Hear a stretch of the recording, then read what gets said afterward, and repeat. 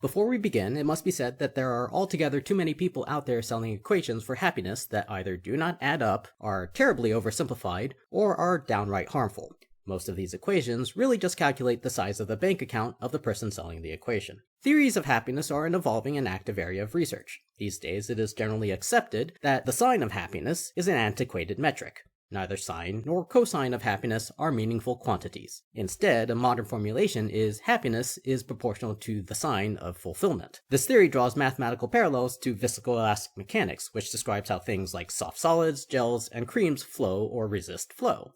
Briefly, the viscoelasticity of a sample is measured by first sandwiching it between two plates. The plates slide back and forth to shear the material.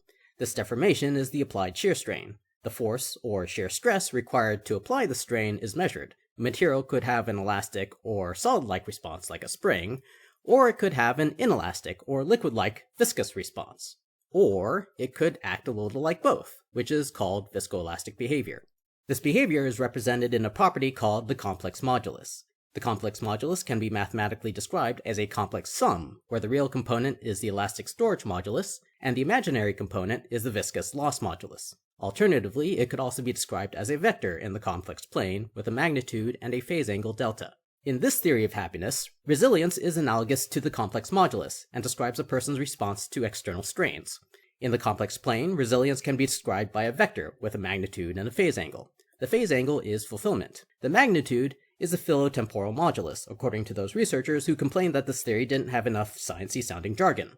Colloquially, this value is better known as hope and support, which is fundamentally based on the bonds a person has with other people and with future possibilities. The fluid component of resilience is happiness, although other terms like adaptability are also used, and it describes a person's ability to flow with stress. The elastic or solid component describes a person's ability to resist displacement without dissipating energy.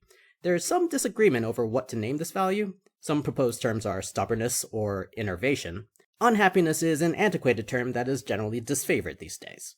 There are a number of common misinterpretations and non-intuitive conclusions that arise from this theory of happiness. Number 1. A common misinterpretation is that happiness is imaginary.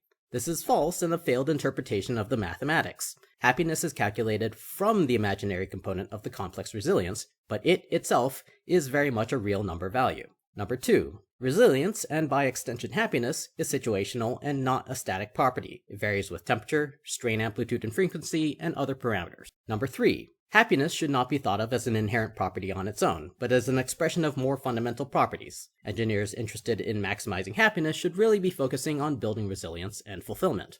And number 4, happiness is maximized at a fulfillment angle of half pi. Increasing the angle to a whole pi can actually decrease happiness. This equation tells us that happiness comes with sharing.